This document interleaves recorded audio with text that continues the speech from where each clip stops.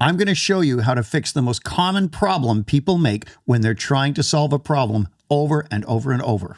Oh, I'm going to love this one. I happen to know what this is all about. And before we go into it, I'm going to give you a super quick metaphor. Promise it'll be quick about how relevant this is. When I was a young engineer, I worked in the field of electrical interconnect, connectors. Here's what I figured out very shortly. Almost every problem in an electrical system, when something goes wrong, was a freaking connection. A connection was loose. A connector was broken. Something wasn't plugged in. This is where we're going. When you can't solve a problem in your life, more often than not, you're making this one critical mistake. And what is it? Interesting. It's looking at the present state where you are instead of the target state where you want to be. Yes, because the present state is where people are in their problem. Yeah, it can change the problem. And they tend to have internal dialogue about it, or even external dialogue. Somebody else trying to help them, asking them all kinds of questions about where they are in the present state, and they're stuck there. Yes, and what do we mean by the present state? This is a compendium of everything going on. Like you said, your internal dialogue, all these things, even your physical health, and you want something different. But what people typically do is focus on the present state, which is the problem state, when they need a solution. They need to move out of that. And here's the key point, guys. The boundaries of the problem never contain the solution. Because if they did, you would have solved it already. The solution is always external to the boundaries of the present state. That's where you have to start looking. That's kind of interesting. Hilariously, I was showing my wife this morning that because I've been helping my daughter with a lot of math stuff in her last year of high school. Math stuff. Suddenly, I scroll through Facebook and I'm getting all these math problems, like just for fun. I go, oh, that's kind of interesting. There's nothing fun about that. How do you simplify this radical expression or whatever? And it's weird. But it made me think when you said it's not contained within the boundaries of the problem, that's totally logical because the solution, if I look at a math problem, literally, the freaking answer is not there. No, I have to start working on it, right? Or at least thinking about the solution differently than I don't just look at the problem and go, I don't know, I'm stuck. Right, you're right. And people tend to reflect poorly on this because the most common way that they amplify the present state is and stay stuck there is by asking, why am I stuck? Why is this happening again? Why does everything go wrong? Why does nothing happen? This isn't useful when you're unpacking your present state. It will amplify. Why is really useful? Why is useful? If you're looking for solutions and saying things like, why might it be a good idea to fix this today? Well, that's great. But to focus on the present state with why questions, that's never productive. Why really only works in those two examples. One is when you're asking about the future. Why might it be a good idea? Why do I want to get fit? What's, you can say it other ways, like what will happen to my life when I get fit, but which is nicer. But why would I want to get fit will generate you useful answers that will drive you towards the target state. Yes. Also, unrelated to this, why is the sky blue?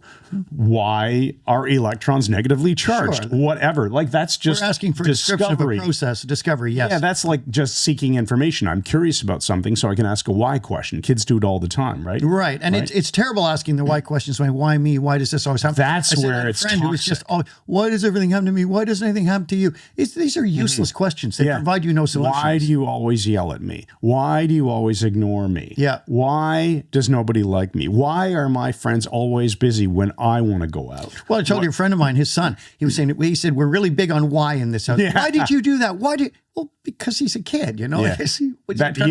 Ontological exactly. You get mad at your kid. Why did you do this? It's not a useful question. All you're doing is focusing instead of saying amplifying, we're focusing their attention intently on the freaking, we're using intention to focus on the problem rather than the solution. So when you catch this, what's the solution? Well, you identify the target state.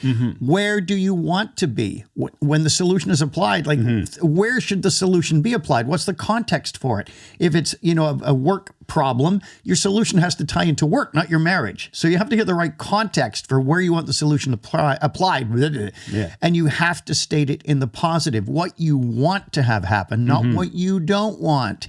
And it must be down to you, not somebody else. You can't blame people. Guys, I learned this from Mike. I'm pretty sure you taught this during the brain software. Did you teach this in your brain software series? That's one of the keys. Okay, so I learned this from Mike in 1993. And as of today, that's 30 freaking 8 years ago. 28 years ago. See, 20 years, yeah.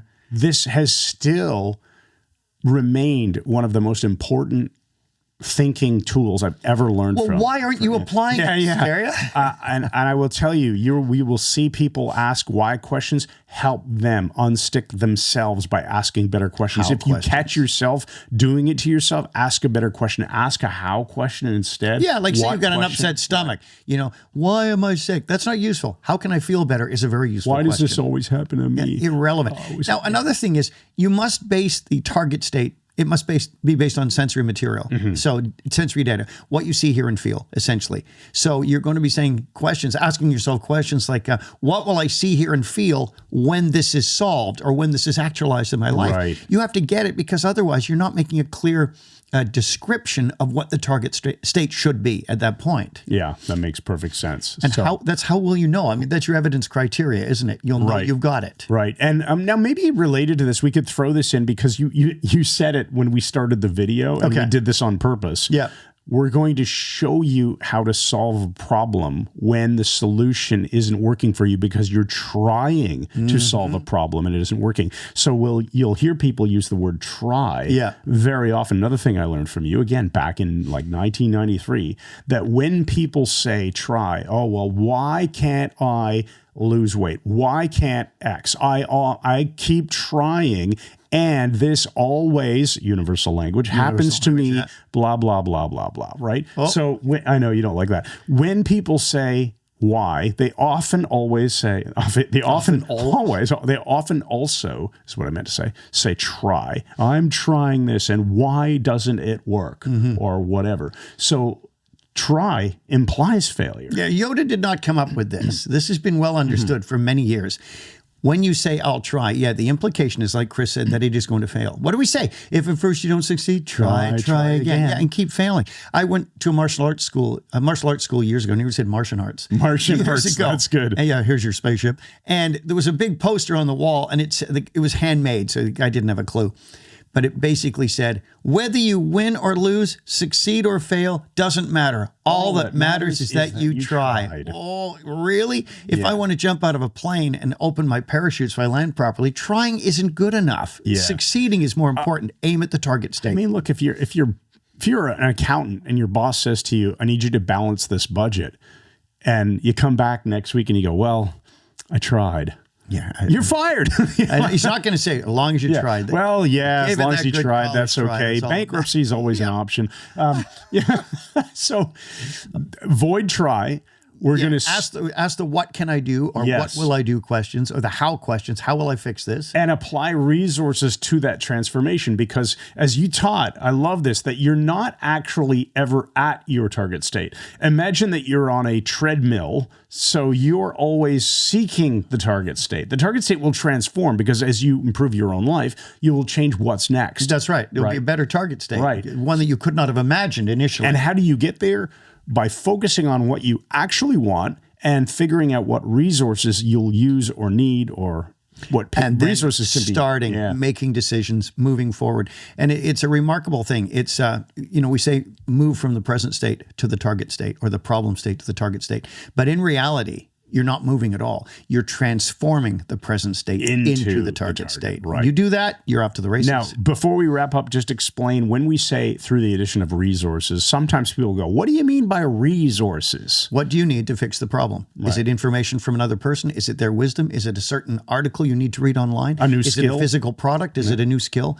You must find the resource you're going to require. Right. So when you do that, when you start focusing on the future, the target, rather than being stuck with your why questions and your I'm always trying and it doesn't work and why, you will unstick yourself. You will aim at the target state. You will get there, and you will help other people do the same. So use this, and in the comments, let us know who you're going to help, or if yourself, what are you going to help yourself accomplish?